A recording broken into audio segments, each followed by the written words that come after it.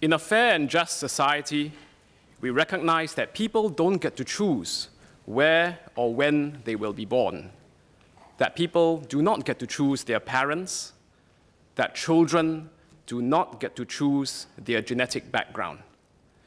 And today I'm speaking about the challenges faced by children with rare diseases. Each of us inherits half our genes from our father, one half from our mother. Sometimes a gene is inherited which doesn't work the way it's expected to. If there's a copy from the other parent which is working all right, the child may still be fine. But in some cases, a child is doubly unlucky and inherits two copies of a flawed gene. These diseases are rare, very rare. Not much published literature is available on the Singapore experience, but a 2006 paper in the Annals of the Academy of Medicine, Singapore, reported a 13-year experience at the Singapore General Hospital Reference Laboratory. From 1992 to 2005, a total of 127 patients were diagnosed, although the tests offered did not encompass all known rare diseases. So even with better technology, better testing, better awareness, the number would still be small.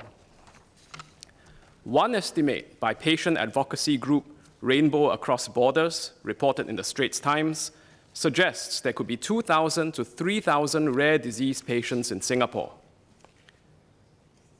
However, even if rare, they can be devastating for a child and worrying for the parents. And even if the disease is so rare that the odds of getting it are 0.001%, for the child who gets the disease, the impact is 100%. Let me illustrate with a few examples. Pompe disease is caused by the lack of an enzyme called acid alpha glucosidase. It is a rare disease. Some estimate it affects between 1 in 40,000 or as few as 1 in 138,000. It affects the muscles, including the muscles of the heart. So children with Pompe disease have weak hearts, get heart failure, and can have difficulty moving or breathing. Without treatment, the classic severe early onset type of Pompe disease is devastating. The median age at death for children with the severe form of the disease is 9 months. Yet if patients are given enzyme replacement therapy with L-glucosidase alpha, a treatment approved by the FDA in the USA since 2006, there's a significant reduction in the risk of death for such children, between 79% and 95% reduction in the risk of death. But this treatment is expensive. It's been reported that it can cost as much as $10,000 a week to treat a young child. Deputy Speaker, Gaucher disease is another rare disease caused by the lack of an enzyme in the body. In children with Gaucher disease, the liver and spleen will swell and swell. The brain and other organs can be affected too. In the more serious cases, the children can die before the age of 2 years. There are treatments for Gaucher disease which work by replacing the missing enzyme in the body. But again, the treatment can be very expensive. Some estimate at over $20,000 a month. Another rare disease is bile acid synthesis disorder, and it is very rare, even among rare diseases. Fewer than 50 reported cases around the world in the international medical literature. But we also have a little boy in Singapore who unfortunately has this rare disease. There is a drug available called cholic acid, but the cost was estimated at over $25,000 per month. Even with parallel imports from other markets, the drug cost was reported as about $5,000 per month. Deputy Speaker, what these rare genetic diseases and similar diseases have in common is the condition is rare, the impact is catastrophic, and the need for treatment is not elective.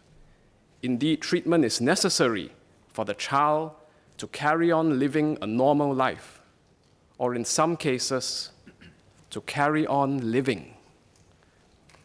Another recurring theme is that the drugs are very expensive and can be very hard to get hold of.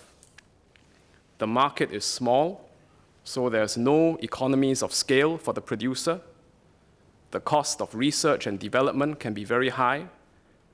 There are administrative overheads with registering such orphan drugs in Singapore, as they call it. And there is very little commercial interest in developing such drugs or making them widely available at a good price, even if development is successful by the drug company. Mr. Deputy Speaker, the affected children may be few. The affected families may be small in number.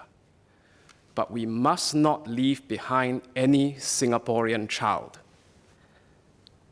And over the past decade, since the mid-2000s, it is clear that our government thinking in Singapore has shifted towards a more inclusive society. Our social policies today include the Workfare Income Supplement, ComCare, EduSave bursaries, many, many more. Part of a progressive fiscal system where the fruits of progress are shared, especially with the less well-off and the less fortunate. And we can see that MOH has shifted to, over the years, as part of what some have called an evolving new way forward. Medifund was set up in 1993 as an endowment fund to help needy Singaporeans with large medical bills. MediShield Life was implemented recently in 2015. It's not just an insurance policy. It is a social policy to help Singaporeans from all walks of life in case of catastrophic medical bills, serious illness.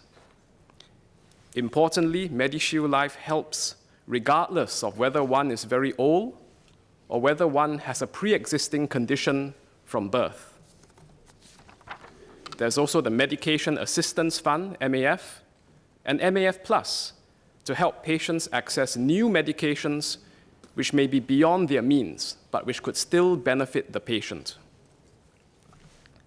Deputy Speaker, at the same time, no policy is perfect.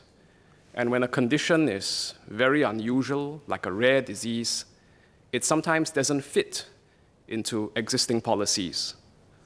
So what I propose, Mr. Deputy Speaker, is for MOH to look at how the government can extend more support to children with rare diseases.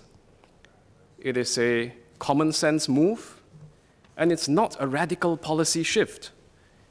In fact, it's very much in line with the deeper philosophy that already underpins our current social and healthcare policies. For example, let's look at risk pooling.